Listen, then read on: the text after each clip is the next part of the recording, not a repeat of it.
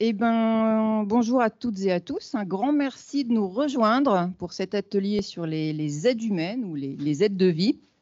Vaste sujet que vous connaissez sûrement déjà tous très bien, mais on va essayer d'aborder avec vous la façon dont c'est vécu, les différentes solutions qui se présentent à nous. On évoquera aussi sûrement un petit peu le contexte actuel. Et puis surtout, on vous passera la parole parce qu'en fait, on a conçu cet atelier comme étant le plus interactif possible. Donc, on va démarrer par un petit peu de descendant quand même, mais après, l'idée, c'est vraiment qu'on discute ensemble, que vous puissiez porter des témoignages, poser des questions si vous le souhaitez. Donc, on va commencer par se présenter. Donc, on a à distance, ça y est, j'ai oublié, Louis Debouzy. Qui livrera son témoignage là dès qu'on aura fini la petite intro. On aura d'abord deux témoignages, donc celui de Louis, et puis on commencera par celui d'Antoine, donc Antoine Durand, que je crois vous avez déjà entendu ce matin, pour ceux qui étaient présents ce matin.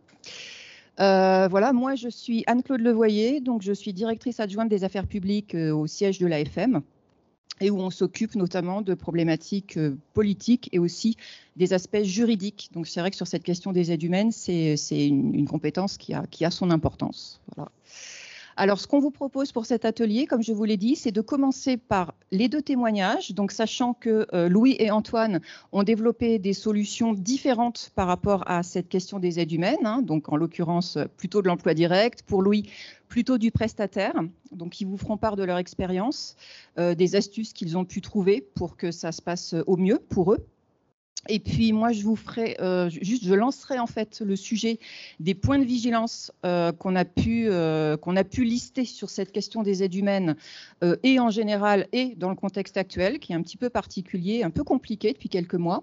Et ensuite, on vous laissera la parole pour des échanges sur la base de ces trois prises de parole. Si ça vous convient, ça a l'air de vous convenir, c'est parfait. Donc, on va commencer par laisser la parole à Antoine.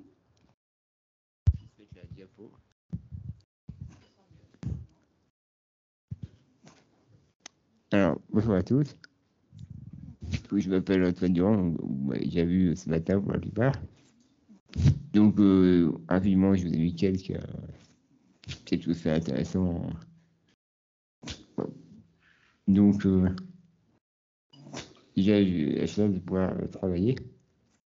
J'ai une double casquette à la fois de salarié habitant et de créateur d'entreprise. Donc, bien sûr, comme tous les nouvelles de l'échelle, j'ai un besoin d'aide humaine 24/24, notamment du fait de l'assistance respiratoire. Et donc, au départ, j'étais accompagné par un service d'aide à domicile, notamment à l'époque où j'habitais encore chez mes parents. Et voilà, il y a eu le qualité de service qui s'est dégradé, notamment au Covid, où il y a eu beaucoup d'absence et une rupture de la continuité de l'accompagnement. Nous, c'est les parents qui ont dû pallier à ça. Et du coup, suite à ça, j'ai décidé en fait de devenir moi-même l'employeur de mes auxiliaires de vie. Enfin, déjà, voilà, afin déjà de choisir les personnes qui m'accompagnent, ce qui me paraît essentiel. Et voilà, d'avoir aussi plus de liberté de la façon de m'organiser au quotidien, notamment au niveau des horaires. Ouais, je vois aussi des gens qui ont le permis de conduire pour me déplacer. Et du coup, récemment, j'ai décidé de m'engager à la Fédération des particuliers employeurs. Et du coup, j'ai été élu délégué territorial, l'un des délégués territoriaux pour la région Auvergne-Rhône-Alpes. Le but, c'est d'aider les autres à utiliser des solutions qui me paraissent la meilleure. Même s'il n'y a pas de solution parfaite. Louis vous parlera plutôt du service prestataire, mais sur chaque solution a ses avantages et ses inconvénients. Et le but de l'atelier, c'est justement d'en parler. C'est un sujet qui est extrêmement important, qui n'est pas toujours simple. Donc c'est le but de cet atelier, c'est d'échanger. Voilà. Je vais laisser la parole à Louis, du coup.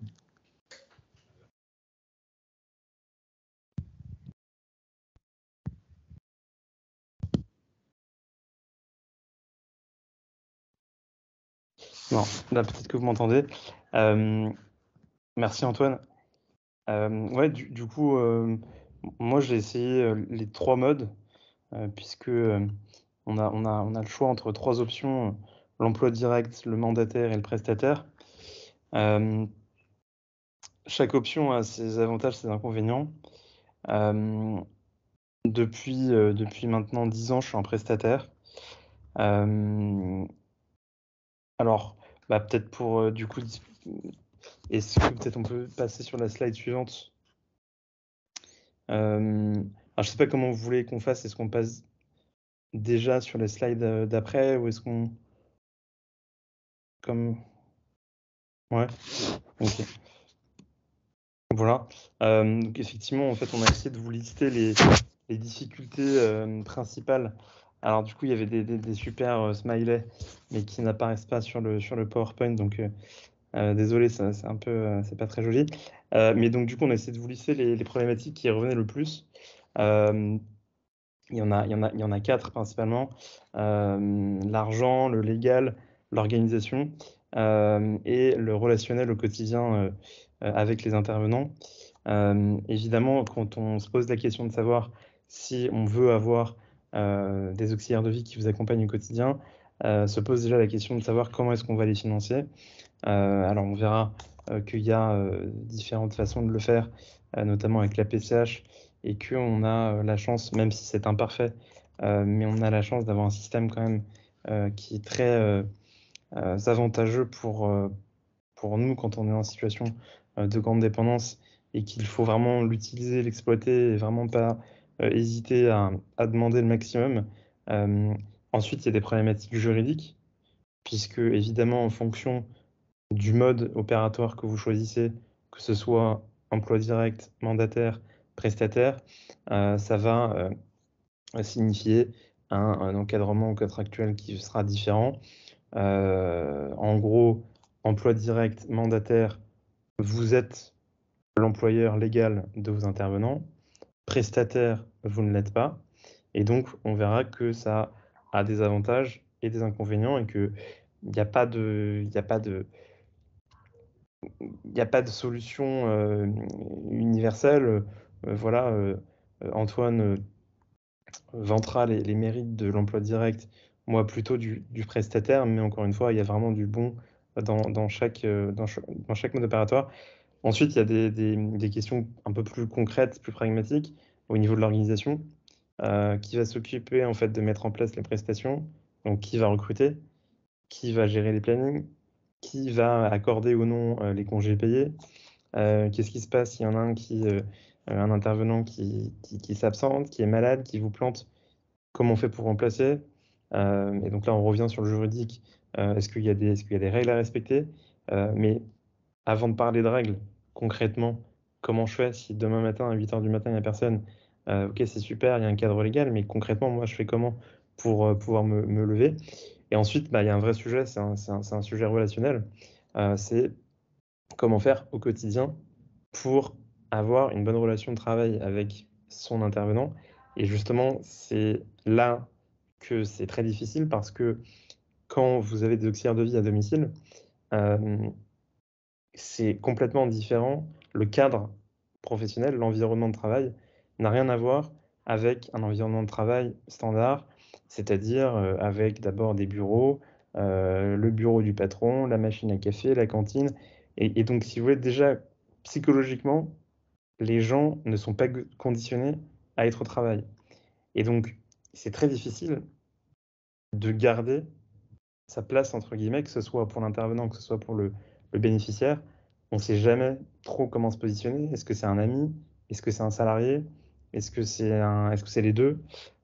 Et donc ça peut poser de grandes difficultés parce que, évidemment, être trop rigide, ça marche pas, mais être trop pote avec son auxiliaire de vie, c'est pas bon non plus parce que il peut y avoir un renversement des situations et en fait, la personne qui est aidée se retrouve à être plutôt en fait soit, alors j'ai plus pour l'avoir vécu, être un peu devenir le psy de l'auxiliaire de vie et donc en fait à écouter les problèmes au quotidien de l'intervenant ou de l'intervenant qui est chez vous et donc bah, évidemment, ça, il faut pouvoir le gérer.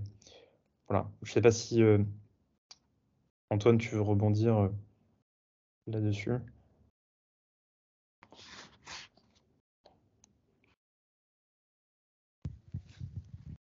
Effectivement, tu as bien résumé les principales difficultés. Voilà, pas les choses que tu racontes. Moi aussi, j'ai des vécus. Je pense qu'on a eu pas mal d'auxiliaires différents, effectivement. On a eu beaucoup de situations, mais c'est vrai que moi, je trouve que c'est difficile de gérer la relation de travail. À la mesure où les auxiliaires interviennent à domicile, c'est pas un cadre vraiment professionnel. Tu vois, il y a pas seulement des liens qui se tissent au-delà de la relation de travail. C'est pas toujours facile, effectivement, parce qu'on est un peu ami avec ses auxiliaires, de rester dans la relation un peu du manager, finalement. Ouais, c'est une relation qui est assez complexe et il faut à la fois savoir rester dans le calme, mais voilà, est-ce qu'il y a un peu de convivialité c'est une sorte d'équilibre à trouver et qui puisse construire dans la durée. Ouais, il y a aussi, je pense à la même chose que Louis. En France, c'est quand même un système qui est assez avantageux, notamment au niveau de la PCH, voilà, qui nous donne même pas mal d'heures d'humaine pour lesquelles on n'a pas à débourser derrière. Voilà.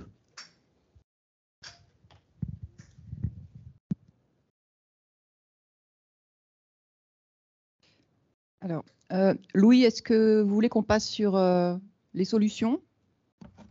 Ouais, Ça peut bien peut-être marcher. sur les difficultés, pardon. Effectivement, du coup, il y a toutes ces questions qu'on se pose.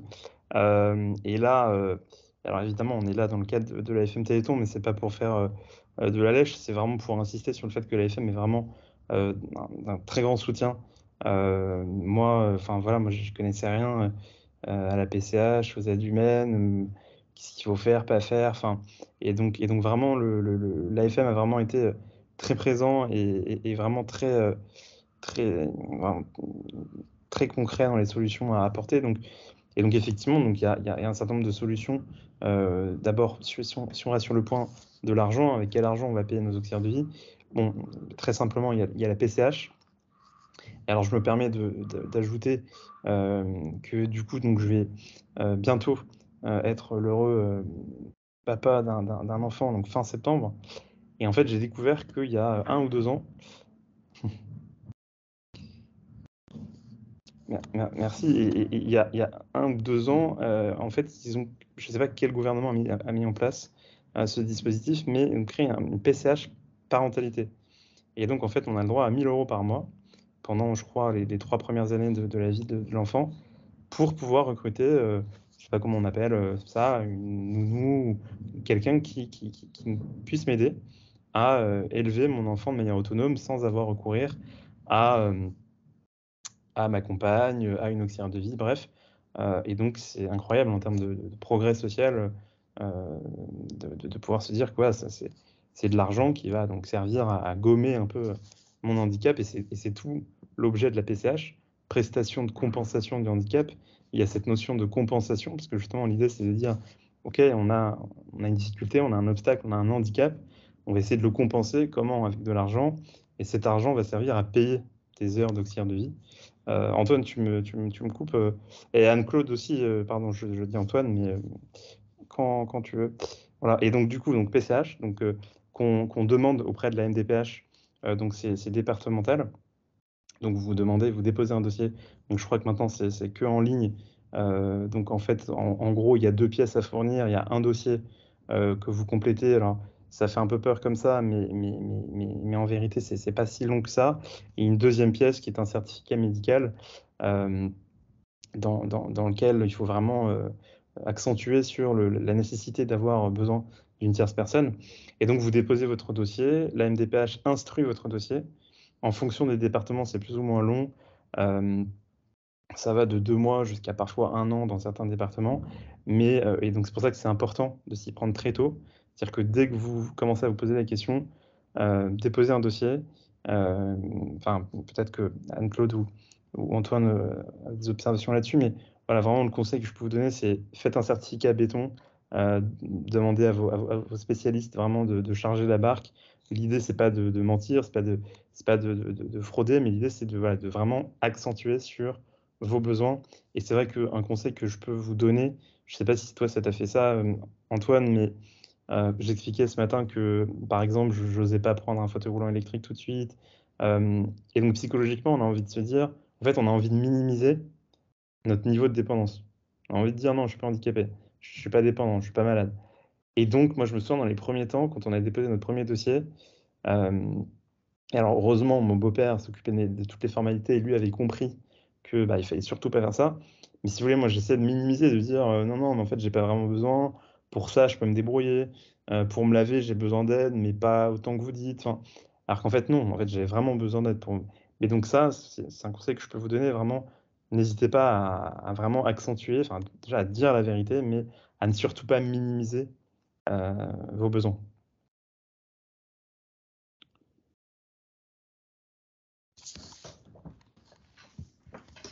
Oui, effectivement, pour rebondir sur ce que Louis disait, effectivement, quand on est malade, on a des fois pas envie de voir la maladie, parce que quand on demande des aides, c'est voilà, que la maladie est là, et que c'est conséquences aussi. Et oui, voilà, dans le cas des décisions des péages, il ne faut pas hésiter à demander même plus que ce qu'on souhaite. Parce que voilà, la logique de la MDPH, c'est d'accorder le minimum, tout simplement pour des questions budgétaires. Voilà, et puis voilà, la MDPH, je sais pas, moi je les connais bien. Il ne faut pas hésiter à le relancer aussi. Tous les fois, ça arrive que les dossiers se perdent. Ça arrive à moi et à plein de gens. Et voilà, de ne pas hésiter à être assistant et de relancer. C'est comme ça que ça marche, malheureusement. Et ouais, faire un dossier bien carré. Ça faciliter les choses. Et puis, ouais, et puis avec l'expérience, on sait exactement comment faire.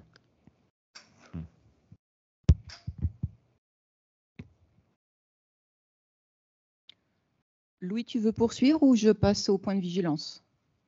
Ouais, juste pour terminer, du coup, bon, vous connaissez peut-être déjà le fonctionnement, mais pour ceux qui ne connaîtraient pas, donc vous déposez un dossier auprès de la MDPH qui va instruire votre dossier. Donc la MDPH va décider du nombre d'heures auxquelles vous pouvez prétendre. Et ensuite, une fois que ce sera décidé, vous allez recevoir une notification qui dira, OK, vous avez le droit à 300 heures par mois, à un tarif horaire de temps. Il y a récemment, donc là, il y a quelques mois, maintenant, il y a un tarif unique, donc c'est 22 € TTC. Alors là, je parle du prestataire, je ne connais pas pour le mandataire et l'emploi direct. Mais ensuite, le financeur, c'est le département. Donc c'est le conseiller départemental qui financera ces heures-là. Et donc ensuite, donc ça, on parlait de l'aspect financier. Ensuite, sur l'aspect juridique, c'est assez simple. Donc 3 options. Vous vous rappelez emploi direct, mandataire, prestataire. Dans le cas d'un prestataire, c'est la solution dans laquelle, en fait, vous, bénéficiaire, vous n'allez vous occuper de rien. C'est-à-dire que vous allez déléguer et le recrutement, et le planning, et toutes les formalités administratives, la déclaration des bulletins de paie, le paiement des cotisations sociales à une société qui va gérer tout ça. Mandataire, vous allez pareil déléguer à une société qui va s'occuper de toutes ces formalités-là, mais vous allez être responsable. C'est-à-dire qu'au regard de la loi, vous serez l'employeur. Et enfin, dans le cadre de l'emploi direct, là, vous vous occupez de tous ces aspects. Et donc, peut-être, là, c'est toi, Antoine, qui est mieux placé. Est-ce que peut-être tu peux détailler justement les avantages en 2 mots, quand on est en prestataire, l'avantage qu'il y a à recourir à un prestataire, c'est que vous êtes, enfin, selon moi, vous êtes plus libre, c'est-à-dire vous êtes plus serein, vous vous occupez de rien, vous n'avez pas à payer les cotisations sociales, vous n'avez pas à faire les bulletins de paie, les contrats, respecter toutes les règles qui sont afférentes au droit du travail, etc. Et donc voilà, les inconvénients aux prestataires, c'est que ça sera peut-être moins flexible. Ça sera moins flexible en termes de planning, moins flexible en termes de recrutement. Et ensuite, il y a autre chose aussi, moi je l'ai pu le voir à plusieurs reprises, quand vous êtes en prestataire, psychologiquement, comme vous n'êtes pas le patron entre guillemets de l'intervenant, parfois psychologiquement ça peut jouer sur la relation que vous allez avoir avec votre intervenant, qui en fait, c'est idiot, hein, mais va moins vous respecter. C'est-à-dire qu'en fait, l'intervenant qui travaille chez vous, c'est une salariée. Vous n'êtes pas son patron et donc elle fait un peu ce qu'elle veut. Et en fait, vous n'avez pas votre mot à dire. Et donc, c'est assez difficile de lui dire que, en fait, bah, déjà, c'est son travail, donc qu'elle doit faire le travail, qu'ensuite vous êtes client, donc vous payez son salaire. Mais c'est quelque chose que j'ai pu observer. Donc, avantage, vous vous occupez de rien. Inconvénient, peut-être vous perdez en flexibilité. Vous parlez de la même chose, mais pour l'emploi direct. Bien, l'avantage principal de l'emploi direct, c'est déjà de pouvoir choisir les personnes qui interviennent.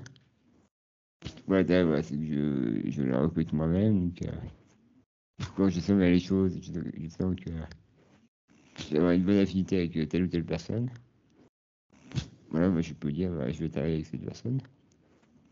L'avantage, bah, c'est de la souplesse et la flexibilité. Par exemple, le fait d'être en emploi direct, ça va me permettre de passer tout un week-end avec la même personne, parce que voilà, je peux aller jusqu'à de 48 heures d'affilée. Voilà, la souplesse de la gestion du planning des horaires.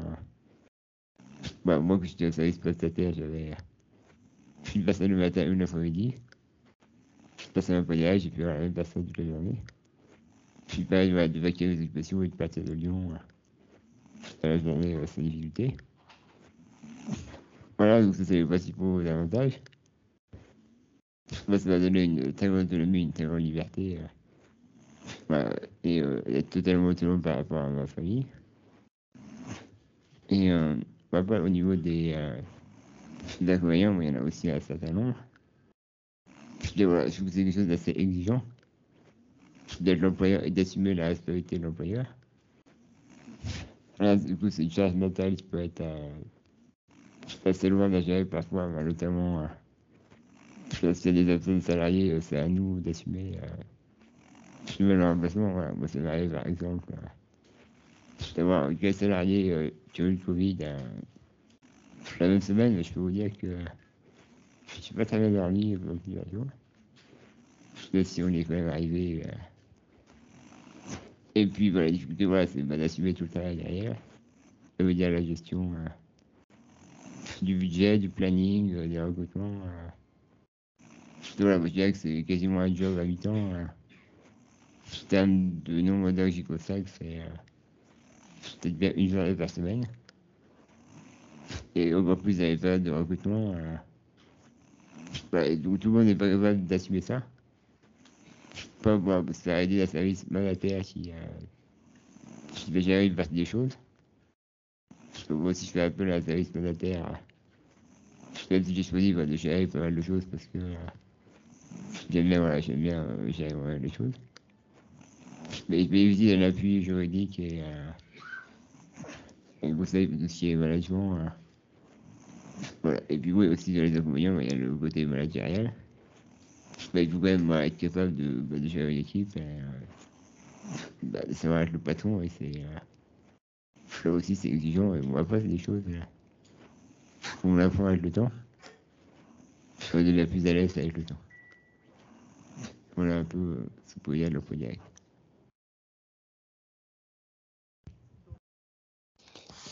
Et justement, toi, comment tu fais pour cadrer la relation de travail avec tes intervenants, pour pas que ça devienne trop familier?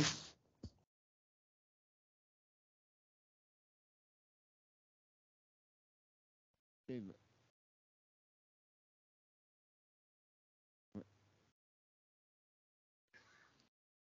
n'y a plus de micro.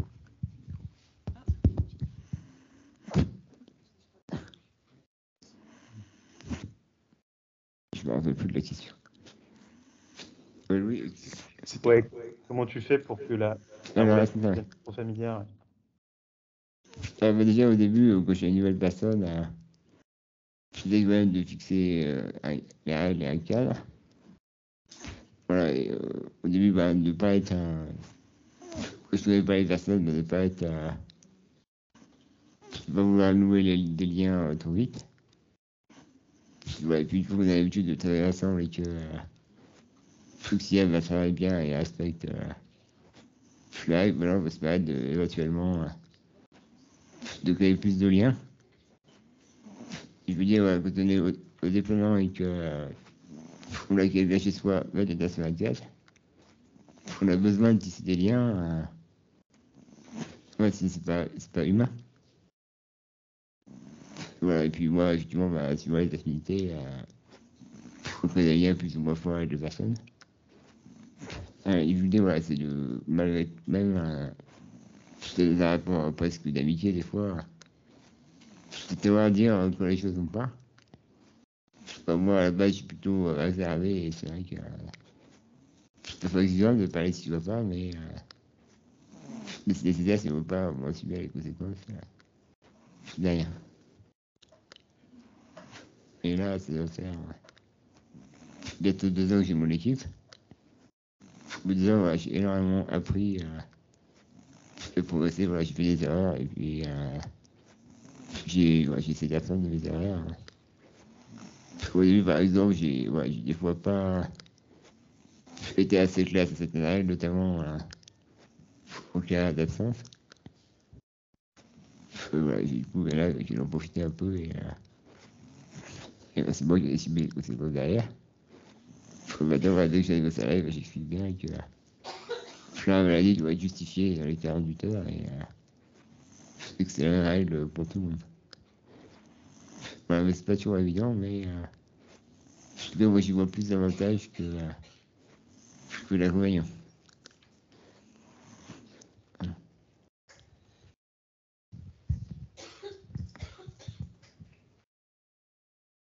Est-ce qu'on termine la présentation? Comme, je ne sais pas, ça dépend de la question, mais il n'y a pas de souci. On va peut-être enchaîner sur les points de vigilance dont je voulais vous parler. Alors, ça rebondit complètement sur ce que Antoine et Louis viennent de vous expliquer. Voilà. Mais je dirais que je vais peut-être modérer un petit peu.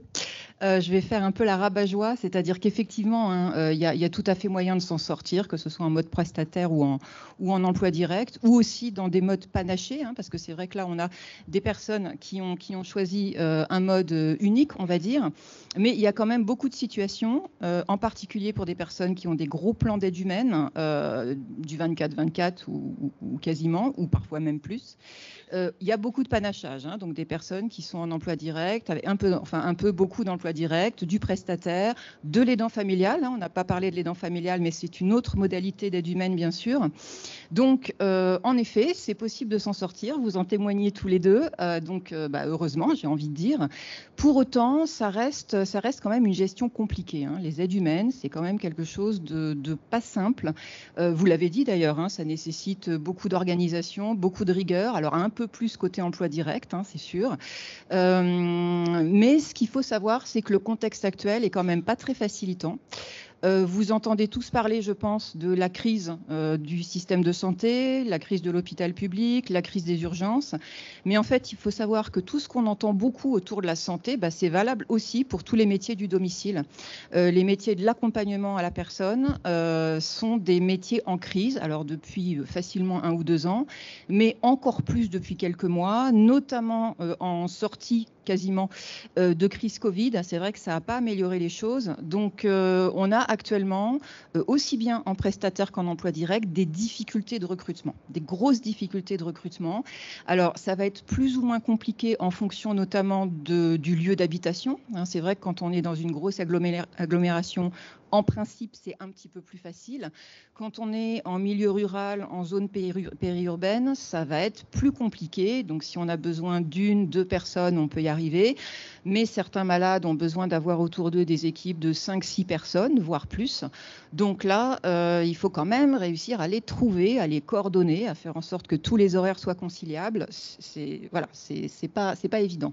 Donc, il faut quand même avoir en tête ce contexte-là qui est surmontable, mais au prix souvent de beaucoup de recherches, beaucoup de démarches. Quand c'est de l'emploi direct, beaucoup d'entretiens de recrutement pour être sûr de trouver la bonne personne. Ce qui est compliqué, c'est qu'en fait, bien souvent, on arrive à une solution qui n'est pas forcément la solution qu'on souhaitait initialement.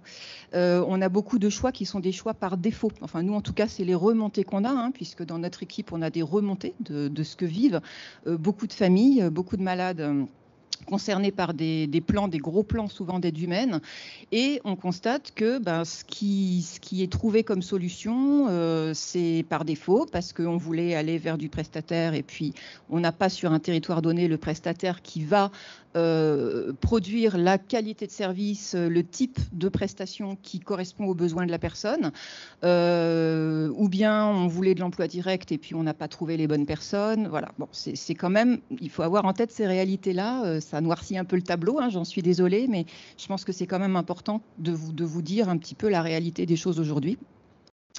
Alors, ce qu'il faut savoir aussi, là, je pense que aussi bien Louis qu'Antoine, vous êtes bien tombés, et tant mieux, c'est une bonne chose. Mais au niveau des pratiques des MDPH, donc les MDPH, vous le savez, définissent les plans d'aide humaine, évaluent les besoins et définissent les plans d'aide humaine. Donc ça aussi, c'est très variable. Donc, en fonction du territoire sur lequel on habite, les MDPH vont être plus ou moins généreuses, on va dire, en quantité d'heures d'aide humaine, vont plus ou moins évaluer de façon correcte, fidèle, les besoins des personnes. Donc évidemment, si on n'a déjà pas un plan d'aide humaine qui est à la hauteur des besoins, c'est encore plus compliqué. Et bien souvent, ce qu'on constate, c'est que c'est l'aidant familial qui pallie, qui assure toutes les heures qui ne sont pas prévues par le plan MDPH. C'est souvent ça qui se passe. Alors, ça, c'était pour la partie un peu contexte général. Ce qu'il faut savoir aussi, c'est que depuis fin d'année 2021, début d'année 2022, donc ce sont des évolutions très, très récentes, on a aussi un paysage qui a évolué. Alors, côté emploi direct, il y a depuis le 1er janvier dernier une nouvelle convention collective qui a amélioré les droits sociaux des auxiliaires de vie. Donc ça, c'est le côté tout à fait positif des choses. Et à la FM, c'est quelque chose qu'on salue, bien évidemment. Mais le côté un petit peu moins riant, c'est que ça a augmenté les charges patronales. Donc du côté de la personne qui emploie les auxiliaires de vie, ce sont des coûts a priori plus importants. Donc c'est gérable. Enfin, ça a été calculé pour être à peu près gérable. Mais c'est vrai que ça ne permet pas forcément de faire face aux imprévus. Donc, il reste un certain nombre de dépenses en emploi direct qui sont compliquées à assumer. Il peut y avoir des frais de formation de l'auxiliaire de vie, il peut y avoir des frais de transport parfois, il y a les coûts liés à la médecine du travail et puis surtout, tous les coûts liés à une rupture de contrat. Donc, rupture de contrat, que ce soit en cas de déménagement, en cas de conflit, il peut y avoir aussi des licenciements. En cas de décès malheureusement du malade, dans ces cas-là, on peut se retrouver avec des frais très très importants et malheureusement, au niveau de la PCH, rien n'est prévu. Voilà. Donc je pourrais y revenir plus en détail si vous avez des questions sur ce sujet-là. Donc en tout cas, voilà, des frais un petit peu plus importants, alors qui ont été globalement compensé par une augmentation de la prestation de compensation du handicap en emploi direct. Il y a eu en avril dernier une augmentation de ce montant sur la base du tarif horaire brut assistant de vie CED, c'est un peu technique.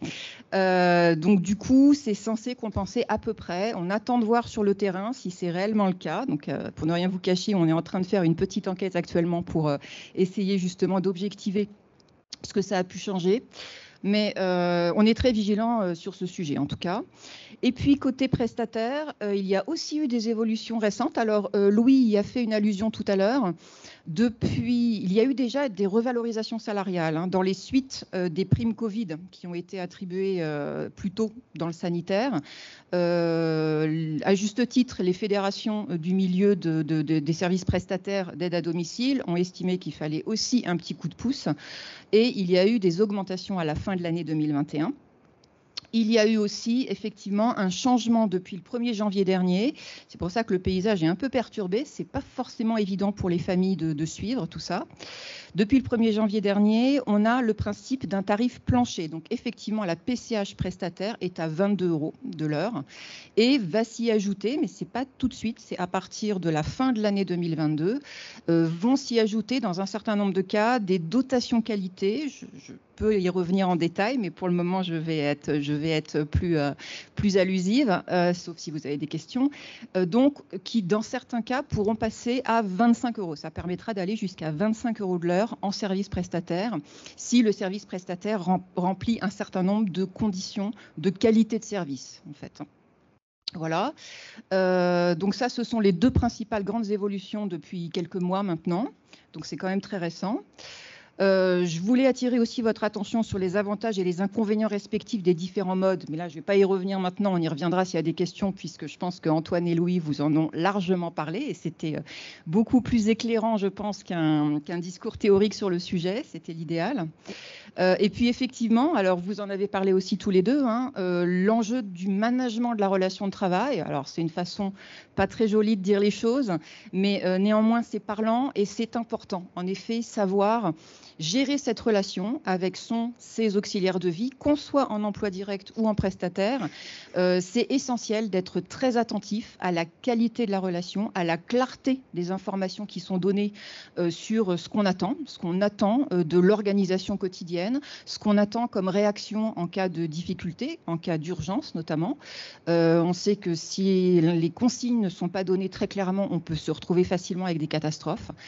Donc, il faut être extrêmement vigilant à, dès le départ, dès le moment du recrutement, dire les choses très clairement, être vraiment très au clair sur ce qu'on attend, sur le type de vie quotidienne qu'on veut mener, donc ce que ça suppose en termes d'heures de lever, de coucher, enfin, vous en avez un peu parlé tous les deux, le type de vie sociale qu'on veut avoir, donc il faut aussi que les aides humaines s'adaptent à ce type de vie sociale-là, parce que ça ne doit pas être dans l'autre sens, normalement.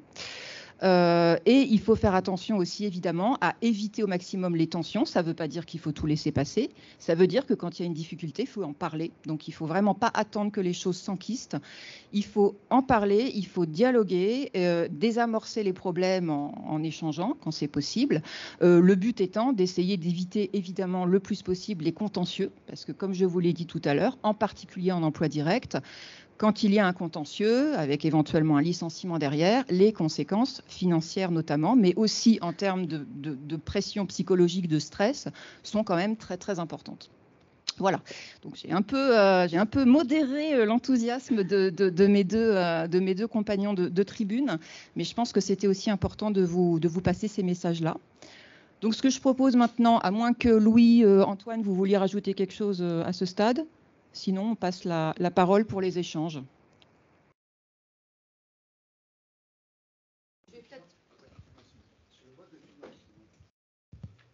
Sur le mode de financement, vous êtes payé directement sur votre compte ou vous êtes en CESU? Attends. Parce que quand tu as du personnel, que tu les payes directement parce que c'était versé sur ton compte, ou si il faut que tu leur donnes le CESU, il y en a certaines, elles ne veulent pas. Oui. Voilà. Ben oui, mais quand tu les as depuis 9 ans, eh bien on en arrive à la chose suivante, tu es obligé de licencier. Voilà, on en arrive là. Je ne sais pas. Antoine, tu veux répondre? Je ne sais pas. Enfin, voilà, on voulait pas du CESU, on m'obligeait. Alors après ça, il y avait le contrôle d'effectivité. Tous les 6 mois, on m'emmerdait. J'envoyais tous les papiers. En direct, oui, direct. Et mandataire, j'en suis sorti. Je suis passé au prestataire. C'est pas mieux. C'est pas mieux. Vous disiez, c'est exactement la même chose. Moi, là, je suis tout seul. Voilà. Et je suis depuis le Covid, je suis régulièrement seul. Voilà. Et alors, on est pris, on est pris en otage. Voilà. Ça m'est arrivé d'aller chercher l'enfant d'une des filles, sinon elle est obligée de partir. Donc j'allais faire mes cours, je vais récupérer le gamin. On est obligé de faire des concessions. Et puis un beau jour, quand même, elle vous lâche. Voilà. Donc on fait des concessions, mais on n'a pas forcément le retour. Et on en arrive aujourd'hui, l'entreprise de prestation a de gros problèmes. Voilà. Bon, j'avais d'autres questions, c'était sur le montant. Vous parliez de 22, voire 25. Bon, qu'est-ce qui fait 22-25? La différence en prestation, ça m'intéresse. Autre chose, quand on fait du mandataire ou de l'emploi direct, combien c'est de l'heure aujourd'hui?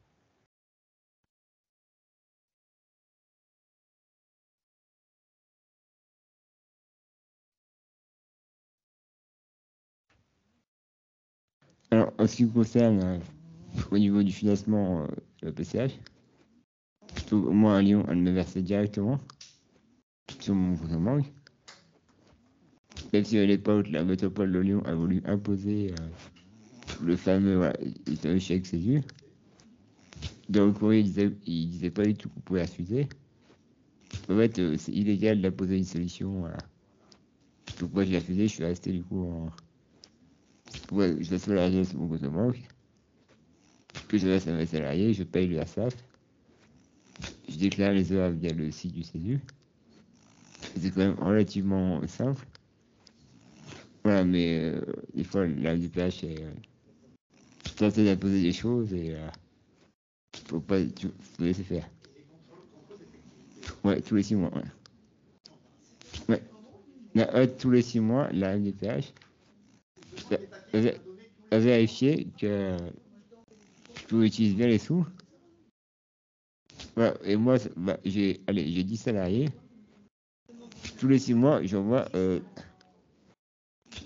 300 pages. J'envoie par Internet, bien sûr. Mais les vérificateurs, ils perdent tout. Enfin, et voilà, et derrière, ils calculent des choses. Et moi, je touche jamais les mêmes chiffres. Ils demandent de rendre des moutons, je sais pas d'où ils viennent. En fait, c'est très compliqué parce que nous, on a la peut-être de calcul, la MDPH à la sienne. Et du coup, ça s'ouvre pas toujours. Et même le service de la Terre a du mal à m'aider des fois. Bon, pas dans les calculs. Enfin, voilà, c'est pas plus simple pour. Ouais, moi, je suis hyper vigilant sur le suivi de ce qui arrive et ce qui part. Depuis les moteurs en jeu, il suffit d'une petite erreur et ça peut vite coûter des milliers d'euros. Ouais. Ouais.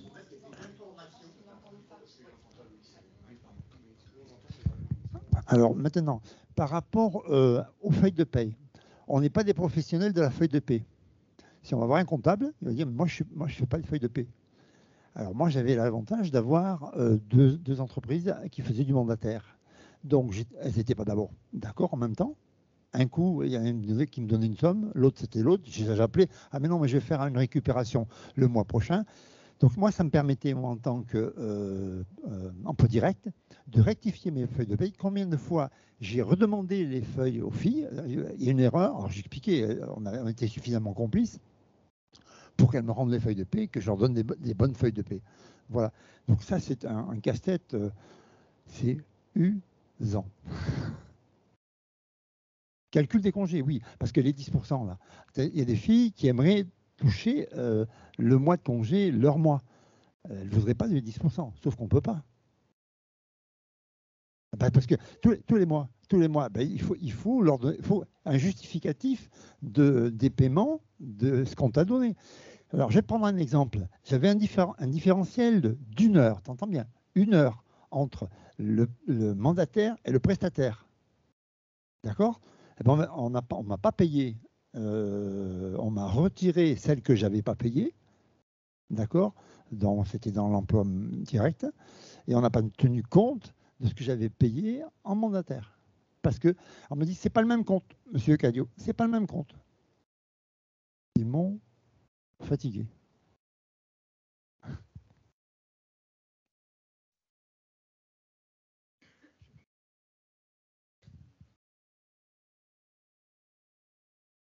Je suis d'accord, c'est assez compliqué. Au niveau des calculs, ça arrache les cheveux des fois.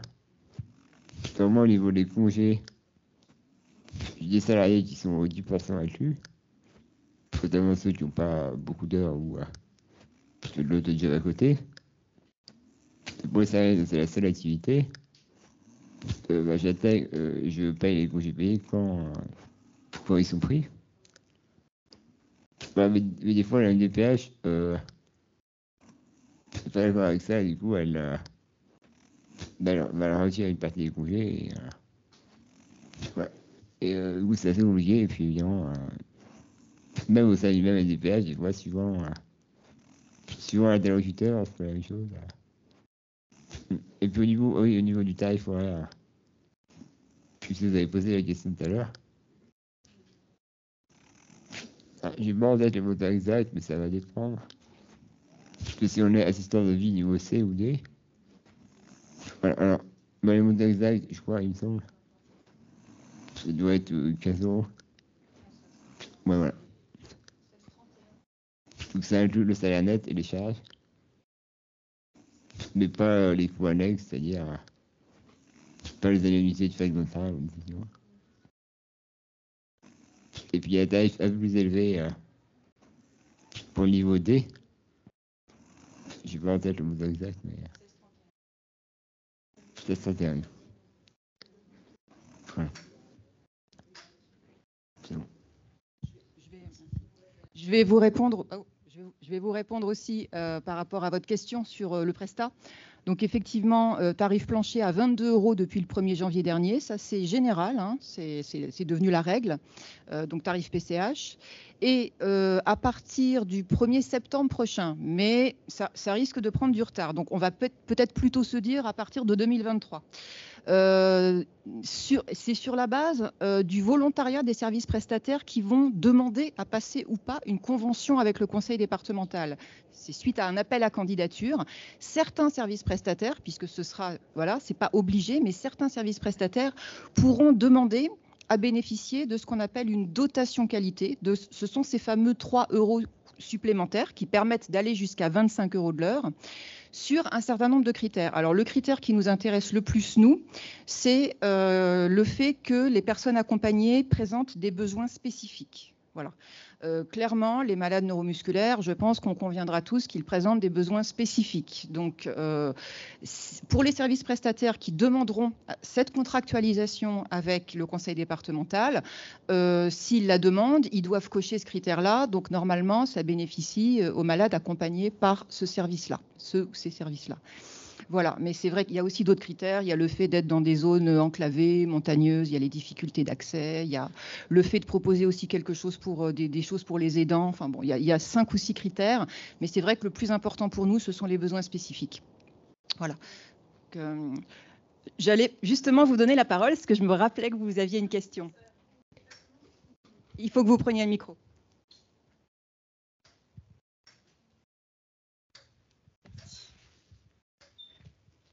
Alors, je me présente, Anaïs Jaugemont, je suis référente parcours de santé au service régional Centre-Val de Loire.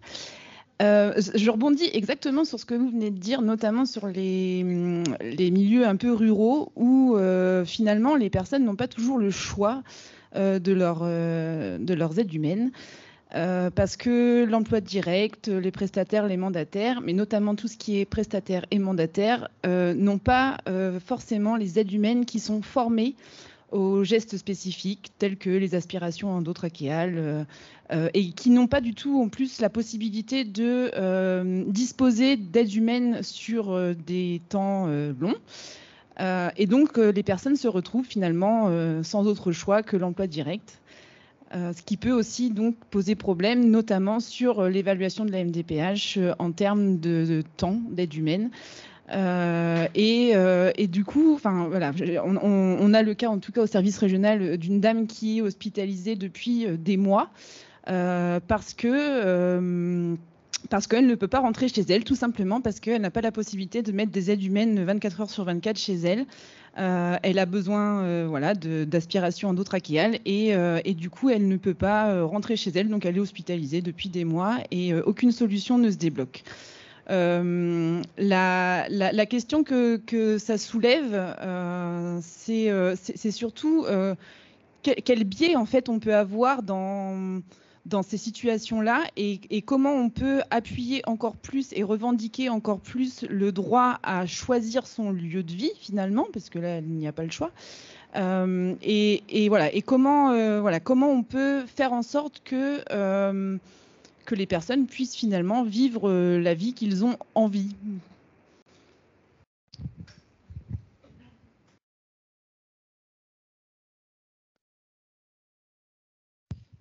Oui, alors c'est une vaste question.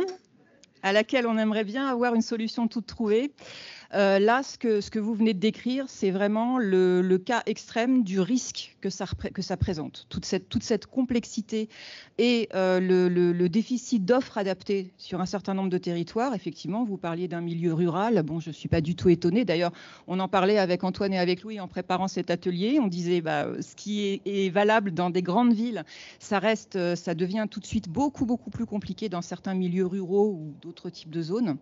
Donc, je suis malheureusement pas surprise et notre grande crainte, c'est que ce type de situation se développe. C'est une vraie crainte. Donc, bon, pas de solution miracle. En fait, ce qu'il faut se dire, c'est qu'effectivement, dans un cas comme ça, il faut interpeller les acteurs institutionnels. Je me doute bien que vous ne m'avez pas attendu pour le faire. Donc, il faut interpeller la MDPH, il faut interpeller l'ARS aussi, l'Agence régionale de santé, parce que ça la concerne également. Rappeler les fondamentaux. Les fondamentaux, c'est la loi de 2005, c'est le fait que toute personne a droit à la mise en œuvre de ses moyens de compensation, et notamment en aide humaine. Bon, une fois qu'on a fait ça, c'est de la théorie, mais c'est important de le faire. Rappeler que toute personne en situation de handicap a droit au respect de son projet de vie. Et son projet de vie, c'est d'être accompagné par des aides humaines pour pouvoir être autonome dans son existence, dans sa vie quotidienne. Et en théorie, d'être accompagné par les aides humaines selon les modalités de son choix. C'est ce que je vous disais tout à l'heure. La théorie, c'est qu'effectivement, si on veut que l'emploi direct, si on veut que du prestat, si on veut un mélange des deux, si on veut de l'aidant familial, ça doit être au choix de la personne. Donc ça, c'est le principe posé.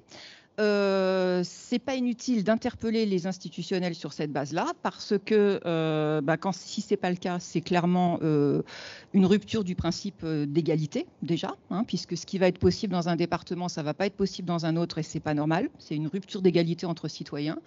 Donc il y a plusieurs possibilités. Voir déjà ce que ces institutions-là, la MDPH et l'ARS, peuvent mettre en place en urgence. Il y a des dispositifs. Alors, c'est un peu compliqué, mais il y a des dispositifs qui existent et qui se multiplient d'ailleurs depuis quelques années, comme par hasard.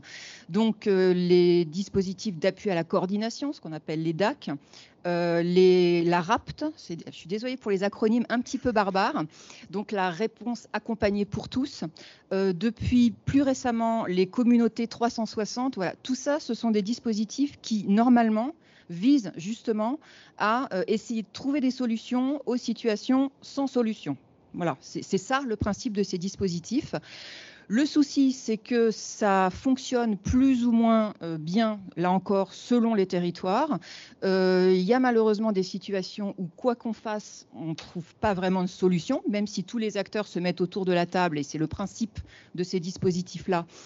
Ce n'est pas forcément pour autant qu'il y a une solution, notamment là, le cas typique, de toute façon, il faut trouver des ressources, je veux dire, il faut trouver des auxiliaires de vie sur un territoire donné qui, en plus, ait pu se former aux aspirations endotrachéales. Dans certains départements, je pense à certains d'entre vous, je sais que c'est un souci, il n'y a pas non plus d'instituts de formation qui forment aux aspirations endotrachéales, ou bien il y en a eu, il n'y en a plus, enfin bon, c'est un souci récurrent. Exactement. Donc ça, ce problème-là de pénurie, de ressources humaines en matière d'auxiliaires de vie, d'aide à domicile, et notamment formés pour pouvoir accompagner les personnes en situation de grande dépendance, de toute façon, c'est un phénomène actuel, c'est systémique et c'est évidemment encore plus grave dans les territoires plus enclavés. Donc, c'est vrai que ce qu'il faut, c'est alerter au maximum. Donc, au niveau régional, départemental, vous alertez les institutions que j'ai citées. Nous, au niveau national, on est alerté de ces situations-là. On remonte aussi au niveau national, on porte un plaidoyer au niveau du ministère, d'un certain nombre d'instances nationales dans lesquelles l'AFM est représentée, pour alerter. Alors, je ne vous cache pas que depuis quelques mois, même 1 ou 2 ans, enfin depuis le début de la crise Covid, tout le monde alerte dans tous les sens sur ces situations-là. On ne peut pas dire que les choses bougent énormément. Alors, en fait, ce que je vous ai décrit des évolutions récentes, que ce soit sur l'emploi direct, sur le prestataire, malgré tout, ce sont des conséquences de toutes ces alertes. Donc, il ne faut pas non plus trop noircir le tableau. On a réussi à obtenir des évolutions quand même plutôt positives, la revalorisation de la PCH aussi, parce que précisément, on a relayé beaucoup d'alertes. Mais le problème que vous décrivez, qui est lié à cette pénurie de personnes, ça, malheureusement, ni l'AFM ni un autre acteur a moyen de forcer, et bien en plus, si on force, ce ne sera pas l'idéal, sur un territoire donné, des personnes à devenir auxiliaires de vie. Ça, on ne peut pas le faire. Donc, ce sont aussi à des politiques nationales de prendre le relais et de développer des mesures incitatives, en fait. Alors, c'est un peu le cas, c'est-à-dire qu'il y a actuellement des campagnes de communication qui sont menées par Pôle emploi pour essayer d'amener des personnes en recherche d'emploi à se tourner vers ces métiers-là, vers les métiers du lien, les métiers du domicile, un peu partout. Je crois que c'est général, c'est un peu partout en France. Donc, c'est bien, c'est une première marche. Après, derrière, je vous voyais faire le geste, je crois, effectivement, ce qui pourrait être bien aussi, c'est d'aller plus loin financièrement, de permettre une vraie reconnaissance de ces métiers qui sont quand même des métiers difficiles. Ce sont des métiers qui ont une certaine pénibilité physique. Ce sont des métiers qui supposent aussi un gros niveau de responsabilité, parce que si on ne prend pas en charge correctement, il y a un risque vital. Donc, ce sont des métiers hautement responsabilisants, hautement qualitatifs et qui pourtant sont, malheureusement, trop souvent dévalorisés, très mal payés, il faut bien le dire. Donc là, il y a quelque chose qui ne va pas. Voilà, clairement. Et nous, en termes de plaidoyer national, on porte évidemment, pas que l'AFM, avec d'autres, on porte ce souci de revalorisation de ces métiers et que la prestation de compensation du handicap soit à la hauteur, évidemment. Mais voilà, tout ça, c'est pas instantané, ça prend un peu de temps.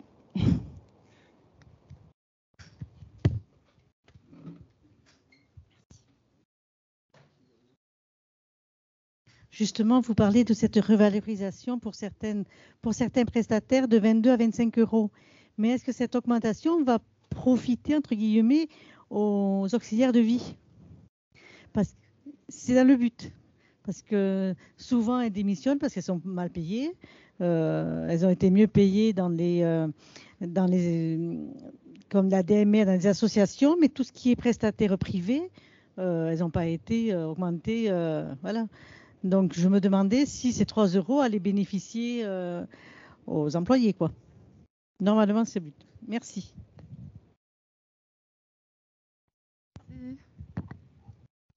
Donc, en entendant tout le monde et tous ces propos depuis le début, une idée me vient, mais peut-être n'est-elle pas bonne. Pourquoi pas créer un lieu partagé, un site internet dédié, un blog, etc., où on s'échange toutes nos pratiques, nos bonnes idées, voire même je déménage de telle ville à telle ville et je laisse un auxiliaire de vie génial, pourquoi pas, il n'y a pas que des cas dramatiques. Et aussi pour tout ce qu'on dit, faire les contrats, les feuilles de paye, vous voyez, s'échanger toutes les choses indispensables et pratiques, parce que c'est vrai que c'est tellement lourd à gérer. Ce qui est génial, c'est que ça permet à chacun de vous de vivre en autonomie, voilà, avec le choix quand ça fonctionne et qu'on trouve, etc. Mais si on pouvait faciliter en fait tout ce qu'il y a autour, je me dis ça pourrait être peut-être une idée.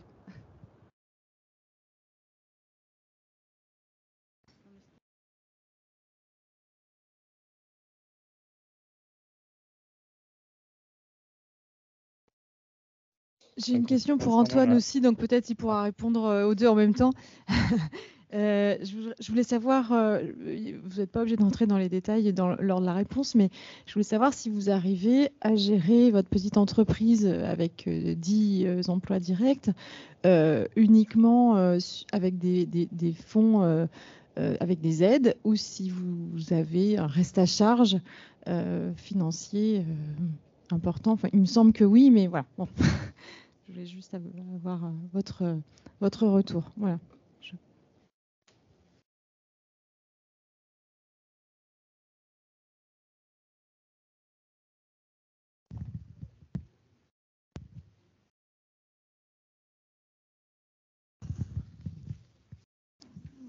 Pour répondre à la première question, les gars, au niveau des bonnes pratiques, je trouve que moi, ça m'arrive des fois d'échanger avec d'autres personnes qui sont dans la situation et qui ont eux aussi des auxiliaires de vie en emploi direct.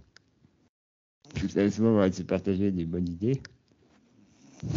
On le fait notamment via mon service mandataire, qui nous met en lien les fois et qui arrive pour échanges de salariés.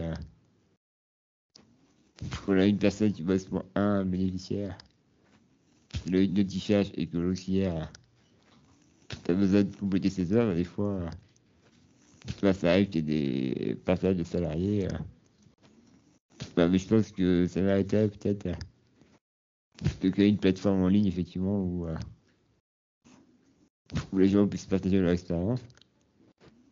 Voilà, je pense que quand on est confronté aux idées des autres, bah, ça peut aider à trouver des solutions.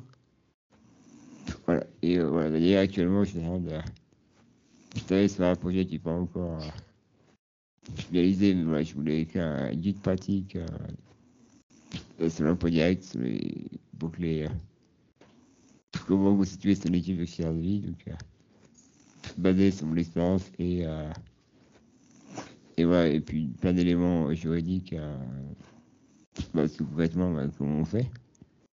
Je trouve ça pourrait être pas vraiment officiel, mais je peux m'y écrire largement dessus le moment venu.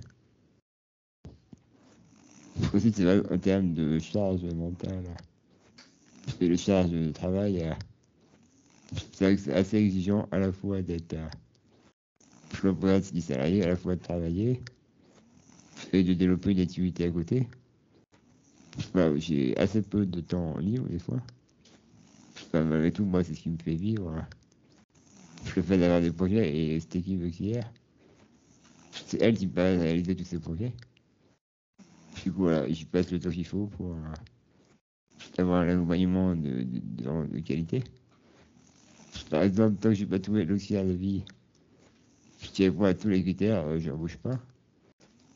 Bah, je préfère attendre d'avoir quelqu'un. C'est vraiment bien plutôt de prendre quelqu'un qui va convenir moyennement et que ça ne le fasse pas de la durée. Et pour répondre à l'aspect financier, actuellement, moi j'ai 24 d'aide humaine accordée par la MDPH. Malgré tout, j'ai un petit reste à charge puisque j'ai décidé d'offrir le repas avec les auxiliaires de vie pour que ce soit un petit avantage en plus. Et, étant donné les quantités que moi je mange, c'est pas un problème. Je paye une partie des placements moi. En termes de coût mensuel par mois, pour moi, c'est pas 300 €. Mais c'est assez raisonnable compte tenu du fait que moi j'ai un plan à plus de 10 000 €. Voilà, et je gagne assez bien la vie pour pouvoir me permettre de déplacer un peu de ma poche. Voilà.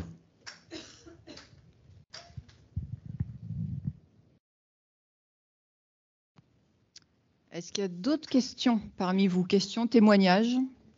Ah oui, en ligne. Il y a une question dans le chat. Oui, donc la question c'est pouvez-vous parler de l'aidant familial qui devient auxiliaire? J'y réfléchis de plus en plus car le reste à charge devient de plus en plus important.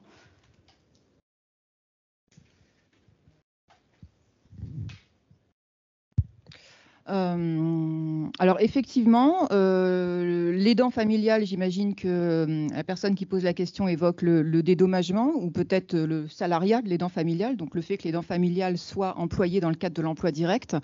C'est quelque chose qui tend à se développer. Alors, deux aspects par rapport à cette question-là.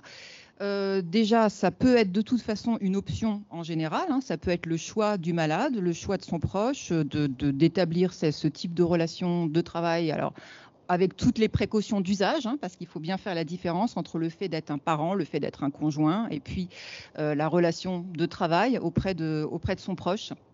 Mais enfin, c'est complètement, voilà, je pense qu'il y a des gens qui sont concernés dans la salle et c'est bien normal. Donc, ça se gère, c'est quelque chose qui est quand même assez courant et notamment en combinaison avec d'autres modes d'aide humaine, comme je vous le disais tout à l'heure. Ce qui est peut-être un peu plus gênant, et ça on le constate notamment, je le regardais encore ce matin en regardant ce que nous ont remonté les services régionaux de l'AFM quand on les a interrogés sur les difficultés en cours. Un certain nombre de situations de familles se retrouvent avec l'aidant familial qui supplée, donc qui passe en salariat, qui passe en emploi direct avec le malade ou en dédommagement, en tout cas qui augmente considérablement à titre indemnisé par la PCH, mais parfois à titre complètement bénévole aussi, sur un certain nombre d'heures, qui assure ce que les autres modalités n'assurent plus, pour toutes les raisons qu'on a évoquées tout à l'heure, auprès du malade. Donc, quand ce n'est pas un choix, quand c'est imposé, quand c'est subi, c'est quand même très ennuyeux, parce que là encore, ça remet en cause le choix, le projet de vie, le choix du malade lui-même, mais aussi de son proche. Et puis, vous vous en doutez, une conséquence, un risque majeur, c'est l'épuisement de l'aidant. Si on tire sur la corde, si les heures d'investissement, alors qui peuvent être complètement dévouées en termes de relations humaines, en termes d'attachement, d'affection, ça, ce que je dis là ne le remet absolument pas en question, n'empêche qu'au bout d'un moment, notamment quand on commence à prendre de l'âge ou avoir des problématiques de santé, eh bien c'est vrai que ça devient compliqué et l'épuisement guette. Donc il faut être très vigilant par rapport à ça. Il peut arriver dans certaines familles qu'on ait pris l'habitude de recourir essentiellement à l'aidant familial. Il ne faut pas perdre de vue que, en effet, les conséquences du vieillissement, les conséquences de l'épuisement font qu'au bout d'un moment, il faut essayer d'envisager peut-être des alternatives, accepter l'idée de recourir aux aidants professionnels quand il y en a. Voilà, ça reboucle tout le débat qu'on a depuis tout à l'heure. Je ne sais pas si ça répond à la question. Excusez-moi, je ne sais pas si vous m'entendez, je suis la personne qui vient de poser la question. Oui, on vous entend. En fait, ce que je voulais dire par là, c'est qu'on m'a proposé comme solution de ne plus avoir de prestataire et d'être embauchée par mon fils en étant parent. C'est-à-dire qu'ils m'ont parlé d'environ... il faut être clair à un moment parce qu'on joue sur l'argent, d'être embauché à hauteur de 1 200 €, quoi. Quelque chose dans ce goût-là, en fait, en étant parent. Parce qu'aujourd'hui, le reste à charge devient énorme. Moi, j'ai pas des heures. En fait, je demande des heures juste pour aller travailler à temps complet. Et que pendant ce temps, j'ai un aidant familial qui puisse s'occuper de mon fils. Sauf qu'un aidant, une auxiliaire de vie. Et ça vient de plus en plus compliqué de trouver les bonnes personnes. Avec l'âge, mon fils a une myopathie de Duchenne, il décline. Et du coup, je me t'ai posé cette question-là, parce que l'un dans l'autre, je commence à aller travailler à perte, quoi. Entre ce qui me reste à charge et ce que je gagne. Mais par contre, je reconnais que c'est pas un choix, ça serait un choix financier plus qu'autre chose. Mon fils n'aimerait pas m'avoir toute la journée à la maison. Et moi, j'aimerais bien aller travailler. Mais par fatalité, on pourrait en arriver là. Et ça, je vois pas beaucoup de... On en parle quasiment jamais. Merci. Non, en fait, j'ai pas grand-chose à rajouter à ce que vous venez de dire parce que c'est vraiment une illustration de ce que j'évoquais. Donc là, ce qu'on vous propose, c'est de passer en dédommagement de l'aidant familial. C'est une modalité qui est choisie par un certain nombre de familles, comme je l'évoquais. Donc, dès lors que c'est choisi de part et d'autre et que c'est bien vécu, il n'y a aucun problème particulier. Mais là, vous le dites, madame, vous avez raison. Si c'est pas forcément le choix de votre fils qui est la personne à accompagner, si c'est pas non plus le vôtre parce que vous souhaiteriez continuer l'activité professionnelle, là, ça pose quand même un vrai sujet. Et c'est vrai que dans un monde normal, avec un système de santé médico-social qui fonctionne correctement, le choix de vie étant d'avoir recours à des aides humaines extérieures, ça devrait être possible. Donc, quand vous dites « on m'incite », je ne sais pas si c'est la MDPH qui vous incite, je ne sais pas qui exactement, mais en tout cas, dans votre situation, telle que vous décrivez les choses, ça devrait être plutôt des aidants professionnels, donc prestataires, emploi direct ou un mélange des deux. Et c'est quand même ennuyeux que ce ne soit pas possible parce que vous vous retrouvez avec des restes à charge vu la situation actuelle. Donc oui, j'ai pas de solution à vous proposer, mais votre témoignage est extrêmement éclairant en tout cas. Il va à l'appui de ce qu'on peut constater de façon plus globale. Non, mais en tout cas, je vous remercie, c'est très gentil. Après, ce que je trouve navrant, c'est que à la limite, le conseil départemental donne une somme d'argent beaucoup plus élevée quand on passe par la PCH pour des prestataires que quand c'est le parent qui est plus ou moins obligé de se dévouer à la même chose, quoi. Oui, je me permets de rebondir sur ce que vous venez de dire parce que c'est une réflexion qu'on se fait très souvent. Il n'y a aucune logique à ce que les sommes soient si différentes alors qu'en réalité, c'est le même travail. Voilà, ça, c'est quelque chose de tout à fait vrai. Merci. Est-ce qu'il y a d'autres réactions?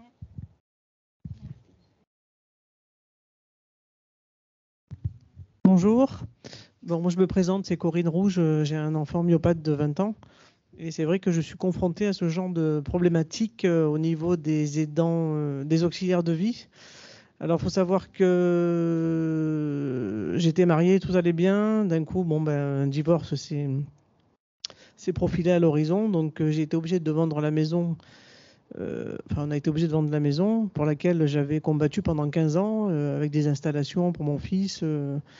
Tout était organisé. On avait des auxiliaires de vie, des infirmiers, enfin, tout roulait. Et puis du jour au lendemain, tout s'écroule. Donc on vend la maison, tout le monde est déstabilisé, puisque j'ai 4 enfants. Et Samuel, qui est handicapé, est le dernier.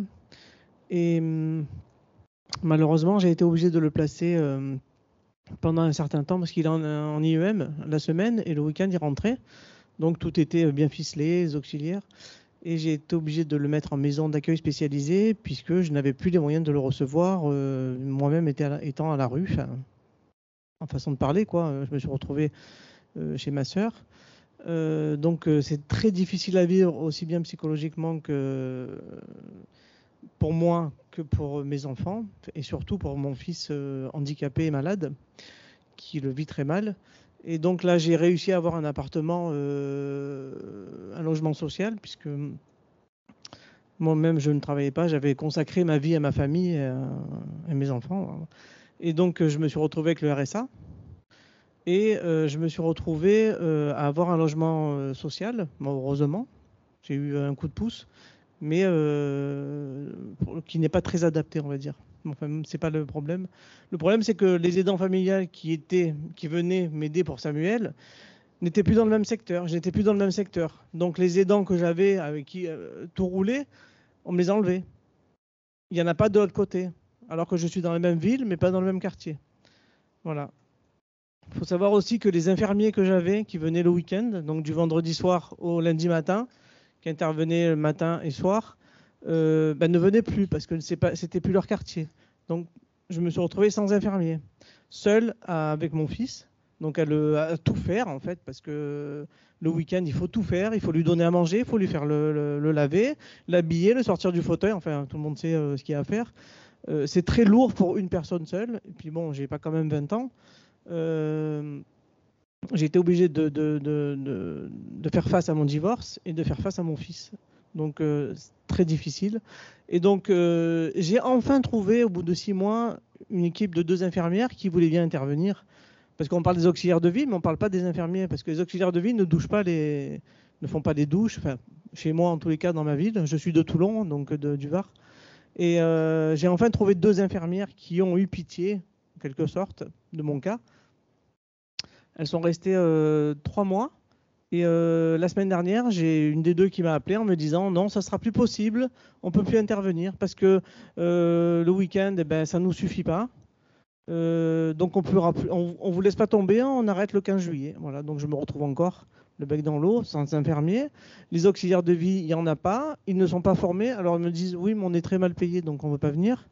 J'ai eu plusieurs associations d'aide à la personne qui n'ont pas de personnes pas qualifiées, parce qu'elles ne sont pas trop qualifiées dans ces genres d'associations, qui ne peuvent pas s'occuper de personnes handicapées, parce que leur rôle, c'est pas ça, c'est de s'occuper des petites mémés, donner à manger ou aller faire des courses. Mais les personnes qui pourraient s'occuper de personnes handicapées, il n'y en a pas. Elles ne sont pas formées, elles ne sont pas payées, parce que c'est un travail qui est lourd, et personne ne veut le faire. Et les infirmières elles-mêmes m'ont dit, je ne trouverai pas d'infirmière parce que la toilette, le nursing des personnes handicapées, ça prend beaucoup de temps et on ne peut pas faire face à ça. Donc, quelle est la solution? Je n'en sais rien. Moi-même, je suis aidant familial pour mon fils puisque par la force des choses. Et voilà, donc la situation peut basculer du jour au lendemain par changement de vie en fait. Et c'est très difficile à vivre. Déjà que le handicap est difficile à vivre, alors là, ça a été l'apothéose, on va dire. Et c'est vrai que, parallèlement à tout ça, hein, pour dire, mon fils, j'ai mis en place très rapidement des intervenants, c'est-à-dire des infirmiers, parce que je me suis dit, il va grandir, on va vieillir, et il faut qu'il s'habitue avec des personnes extérieures aux parents, parce qu'on n'est pas éternel non plus, et il faut qu'il puisse s'appuyer sur d'autres personnes extérieures à la famille. Voilà, parce que les frères et sœurs, malheureusement, font leur vie de leur côté, parce qu'il y a un grand frère et 2 grandes sœurs, et puis ils ne sont pas là pour faire face au handicap. Voilà, je voulais mettre un petit peu mon petit grain de sel, ma petite pierre à l'édifice.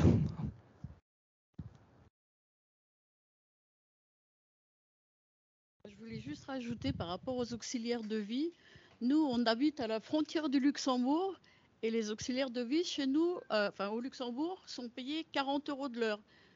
Donc, pour trouver des auxiliaires de vie, chez nous, c'est extrêmement difficile. Il y en a vraiment très, très, très, très peu. Et moi, je suis aidant par choix, sauf que au niveau des heures attribuées au niveau de la MDPH, on a des heures, mais après, c'est impossible d'avoir suffisamment de personnes autour, quoi. Et puis, c'est pareil, l'âge aidant... moi, je suis porteuse aussi de mutation génétique de la myopathie de Duchenne, donc les choses deviennent difficiles. Et c'est vrai que l'avenir, ça fait peur, quoi. Ça ne va pas s'arranger.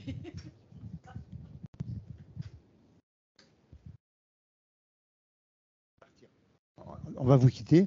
J'avais une chose. Je suis professeur d'enseignement en boulangerie. Je suis à la retraite maintenant. On a un CAP. On a une mention complémentaire, on a un brevet professionnel, on a un brevet de maîtrise avec différents degrés de formation, on a des centres de formation qui ont été montés dans les années 71. Le gouvernement nous a obligés de monter toutes ces choses-là. Je n'ai pas vu de centre où on forme des auxiliaires de vie, mais comme un vrai métier reconnu. Oui. Alors, par exemple, les boulangers, tous les ans, ils amènent la galette au président de la République. On fait un concours de meilleurs apprentis. On est reconnu depuis le Moyen-Âge. Hein. Je crois que c'est un nouveau métier. Tout est à inventer. Et je crois qu'on peut aider à inventer ce nouveau métier. Je vous laisse. Merci.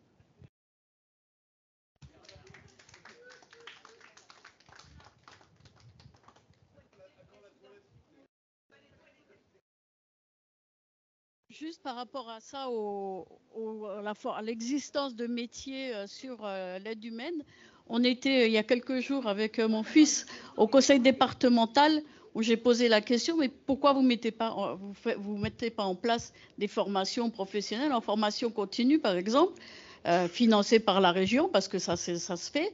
Et la personne qui est du conseil départemental nous a répondu que les formations existaient, les formations étaient mises en place et qu'il n'y avait aucun candidat. Les gens ne veulent pas faire ces formations-là. Et également, dans le milieu scolaire, les classes qui existent encore dans ce genre de métier, les élèves ne sont pas du tout intéressés.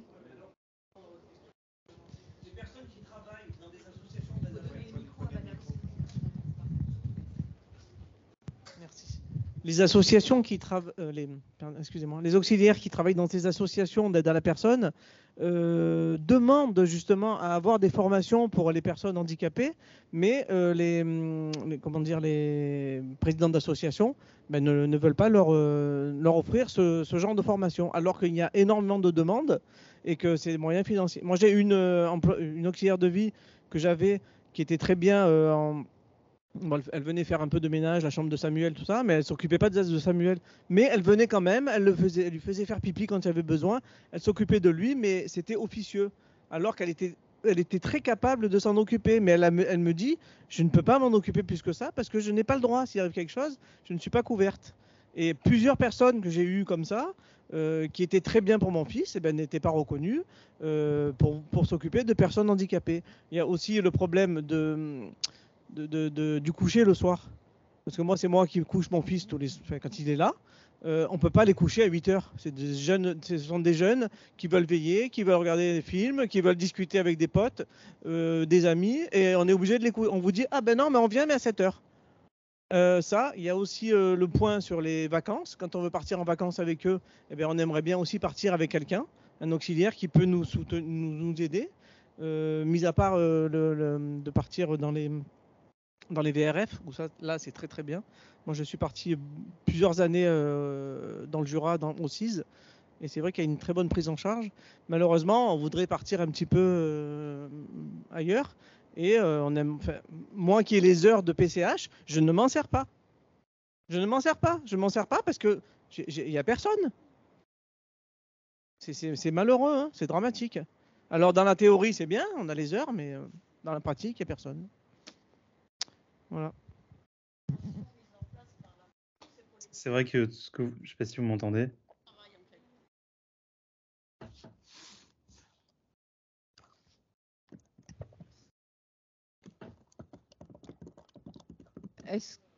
Est-ce qu'on a d'autres témoignages ou prises de parole ou bien en ligne? Non? Oui, je pense qu'on est arrivé. Louis, tu souhaitais prendre la parole? Vous m'entendez ou pas? Oui. D'accord. Oui, non, merci pour ces questions qui illustrent bien l'état un peu du marché, de la situation actuelle. Il y a évidemment, comme tu le disais, il n'y a pas de solution. Il faut faire de la revendication. Il faut. Alors, ça ne devrait pas être comme ça, mais il faut faire pression auprès des conseils départementaux, auprès de la MDPH. Moi, j'ai vu des situations dans lesquelles certaines personnes qui avaient des pathologies lourdes réussissaient à négocier des tarifs inédits. Là, je connais quelqu'un qui a négocié un tarif de la PCH à près de 30 € de l'heure, c'est inédit en France, parce que cette personne a fait de la revendication, a harcelé nuit et jour le président ou la présidente du conseil départemental, et donc c'est malheureux, mais il faut faire de la revendication, on en parlait tout à l'heure, quand on fait un dossier de MDPH, il faut charger la barque, il faut interviewer le maximum de spécialistes qui vont détailler en quoi on a absolument, impérieusement besoin du maximum d'heures, ne pas hésiter à en rajouter. Vaut mieux avoir plus, quitte à ce que peut-être qu'en fait on n'avait pas besoin d'autant d'heures, plutôt que d'avoir que quelques heures par jour et d'être complètement coincé. Sur la question de la rémunération que vous posiez, est-ce que le fait d'augmenter la PCH à 22 €, est-ce que par conséquent on va augmenter la rémunération des intervenants? Alors c'est l'effet recherché, mais ça peut être aussi pervers, c'est-à-dire que, ok, on augmente la PCH, donc on augmente la dotation, mais si on augmente la rémunération des intervenants, on augmente aussi les cotisations sociales. Et donc finalement, on se retrouve un peu dans la même situation que par le passé. Et ce qu'on observe, c'est qu'il y a un certain nombre d'intervenants qui nous disent « Ok, c'est génial, j'étais à 8 € net, donc à peu près, vous disiez, Madame Durand, 1200 €, donc c'est à peu près ça, 8 € net pour un 35 heures, on est sur 1200, 1300 net par mois. Alors si on rajoute 1 ou 2 € de plus, bon, on rajoute quoi, 150 € ou 300 € net par mois. Les gens nous disent « Génial, mais avec l'inflation, avec l'essence qui a considérablement augmenté, et ça c'est un vrai retour qu'on a partout en France, on a des gens qui nous disent « Écoutez, moi j'ai envie de continuer à bosser, j'aime mon métier, je suis investi, mais je ne peux plus payer l'essence. » Donc soit vous payez, et donc c'est-à-dire qu'en fait c'est un reste à charge, on parlait tout à l'heure du reste à charge pour pouvoir payer mieux les intervenants, mais il y a aussi un reste à charge qui est là pour payer tous les à côté. C'est-à-dire qu'on disait tout à l'heure, effectivement, la PCH, c'est pour le salaire, mais il n'y a pas tous les à côté. Il n'y a pas la mutuelle, il n'y a pas l'essence, il n'y a pas les éventuelles primes de Noël. Autant de choses qui, dans l'environnement normal de travail, existent. Si vous voulez attirer à vous d'abord et ensuite fidéliser des salariés, vous devez leur proposer de l'argent, un travail intéressant et des avantages, soit financiers, soit de conditions de travail. Et donc ça, c'est vrai qu'il n'y a pas de solution. La solution, c'est de faire de la revendication, de travailler pour que ces droits-là soient reconnus. On parlait tout à l'heure du Luxembourg, effectivement, c'est 40 ou 50 € de l'heure. une heure d'auxiliaire de vie, bah, c'est sûr que ça fait la différence. Je ne sais pas si tu avais essayé, Antoine, dans tes recrutements, moi, de mettre plusieurs taux, différents taux, pour voir un peu les types de profils qui se présentaient à toi. Moi, je l'avais fait à l'époque, j'avais fait 1002, 1005 et 1800 net par mois. Et je regardais un peu les profils qui se présentaient à moi. Bah, c'est sûr que les profils qui étaient pour 1800 net, ils étaient incroyables. Alors, ça ne veut pas dire qu'à 1002, tout le monde est nul. Mais ça veut dire que quand même, à 1800 net, on avait des profils qui étaient autrement plus impliqués, investis, précis, rigoureux. Et donc ça, c'est un vrai sujet. C'est un vrai sujet, la revalorisation de ces métiers. Et ensuite, je crois, parce que j'ai cru reconnaître la voix de Béatrice qui suggérait, alors d'abord, de faire une plateforme. Donc ça, je pense que ce serait top. Je ne sais pas comment faire avec l'AFM pour pousser ça, pour qu'en fait, on ait un site avec peut-être des rubriques très simples sur voilà, comment gérer la relation de travail avec mon auxiliaire de vie, comment me positionner, comment gérer un conflit, que dire. Bon, c'est super. Et ensuite, effectivement, la question de créer peut-être, et moi, je suis en relation avec quelqu'un qui s'appelle Thomas et qui a créé ce qu'on appelle de l'habitat inclusif. Alors, c'est pas idéal parce qu'évidemment, enfin, en tout cas, tout le monde fait ce qu'il veut, mais évidemment que dans l'idéal, on veut habiter seul. L'habitat inclusif, vous n'habitez pas seul, vous êtes en colocation avec 3, 4, 5 personnes, mais c'est une première réponse à apporter. Et donc, bah, on parlait des solutions qui existent. Je sais que c'est pas top, mais ça peut être une solution. Une solution pour les personnes qui habitent dans des zones reculées, une solution pour des personnes qui, comme vous à Toulon, ne trouvaient pas tout simplement d'intervenants. Peut-être de se dire, OK, on va se mettre à plusieurs. Et en fait, pourquoi c'est intéressant de se mettre à plusieurs? Parce que d'un point de vue argent, vous allez pouvoir mettre plus d'argent sur la table, donc attirer plus d'intervenants, assurer une stabilité à ces intervenants, parce que pourquoi c'est un métier qui est difficile? C'est un métier difficile parce que c'est très mal payé, mais c'est aussi un métier qui est difficile parce que souvent, il y a une véritable fragmentation du temps de travail. Les gens travaillent 1 heure par-ci, par-là, et donc c'est épuisant et vous ne tenez pas.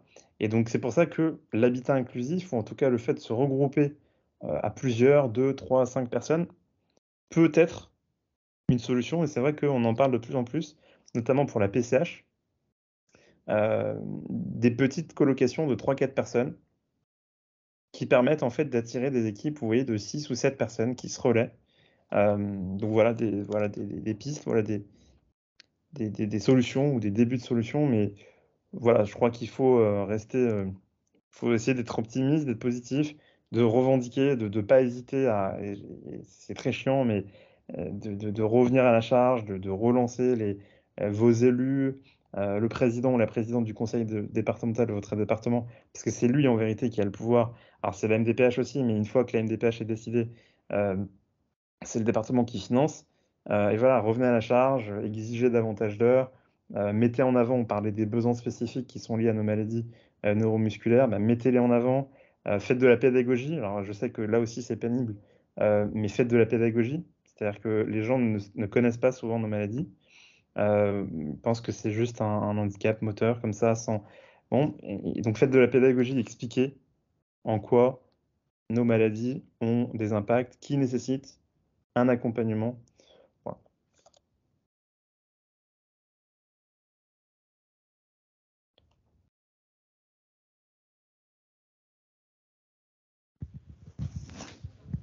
Effectivement, je suis tout à fait d'accord avec l'idée qu'il faut absolument faire de la revendication et expliquer les choses. C'est vrai que ça c'est vrai pour le handicap en général, mais le manque de connaissance des gens fait que je propose des solutions qui sont vraiment adaptées à nous, à nos besoins spécifiques.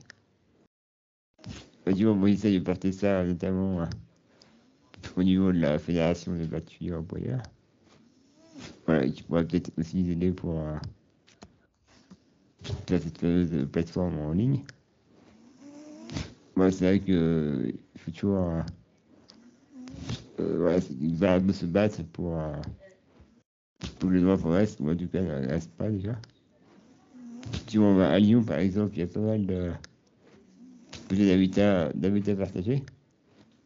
Voilà, qui mutualise des heures inhumaines,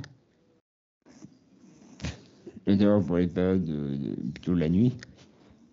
Parce que là, des fois, ouais, c'est nécessaire de faire des possessions, par exemple. Tu as vu s'il y a quelle possession à faire. Les deux, c'est des solutions qui peuvent fonctionner et qui méritent d'être développées.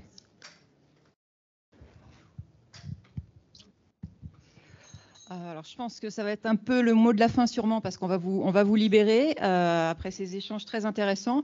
Moi, je voulais ajouter peut-être 2 points. Déjà, rebondir sur la proposition de Béatrice, je crois, c'est ça, voilà, que j'avais noté tout à l'heure quand vous l'avez exprimé parce que je trouvais ça très intéressant et ça, en fait, ça reboucle un petit peu avec un projet qu'on a déjà enclenché au niveau de l'AFM. Alors, c'est complètement balbutiant à ce stade, c'est quelque chose qui date de quelques mois seulement, dans le cadre d'un groupe de travail interne à l'AFM au national, qui est le groupe de travail dédié à la grande dépendance. On a commencé à élaborer une compilation en fait des bonnes pratiques et ça rejoint un peu ça, c'est-à-dire que l'idée c'est de compiler, de centraliser de façon à pouvoir le mutualiser avec le plus de familles et de malades possible. Des astuces, des bonnes pratiques en termes de management de la relation de travail, notamment en termes de recrutement. Et pourquoi pas, en effet, des coordonnées d'auxiliaires de vie quand on démissionne. C'est vrai que ça, on n'y avait pas pensé, mais je trouve que c'est une très bonne idée. Donc, je pense qu'on va poursuivre dans ce sens. On va peut-être essayer d'élargir un peu, parce qu'on est parti uniquement sur les plus dépendants, mais peut-être que ça peut intéresser tout le monde. Et on va, voilà. Oui, pourquoi pas. Dossier type MDPH, pourquoi pas. Donc en tout cas, on est parti dans cette direction. Donc je suis contente de voir que ça rejaillit avec des idées de terrain. Et puis par ailleurs, vous dire que c'était vraiment très riche pour nous ces échanges parce que ça ne fait que confirmer et enrichir les constats, les problématiques dont on entend parler puisque ça nous remonte au niveau national évidemment. Donc là, j'entends les problématiques des territoires où il n'y a pas de solution, la problématique en effet. Comme vous, madame, votre témoignage était tout à fait poignant à cet égard. Les équilibres qui est très, très, très précaire et dès qu'un élément dans le parcours de vie fait défaut, effectivement, l'édifice s'écroule. Ça, c'est une réalité aussi, c'est important de l'entendre. Absolument. C'est tout à fait ça, les accidents de la vie. Voilà, tout à fait. Voilà. La problématique effectivement des zones frontalières, on l'a bien dans le viseur également, ça vous avez bien fait d'en parler madame. Donc sachez qu'on poursuit nous le plaidoyer au niveau national, ce sont des sujets qu'on a bien en tête, sur lesquels on alerte très régulièrement les pouvoirs publics à différents niveaux. Donc comme je vous l'ai dit, on obtient au fil du temps des petites avancées, c'est pas rapide, c'est pas très spectaculaire, mais voilà, on garde l'espoir de pouvoir progresser et effectivement, en comptant déjà sur nous, ça c'est quand même une grande force, une caractéristique de l'AFM, en mutualisant, comme on a essayé de vous le proposer aujourd'hui à travers cet atelier, les astuces, les bonnes pratiques des uns et des autres. Louis et Antoine ont été très symboliques à cet égard, en vous partageant leur expérience. C'est aussi une façon de trouver des solutions, puisque voilà, on est toujours plus fort ensemble qu'en restant isolés, chacun dans son coin. Ce serait un peu la morale de l'atelier, si vous me le permettez. Voilà, je vous souhaite une bonne fin de journée.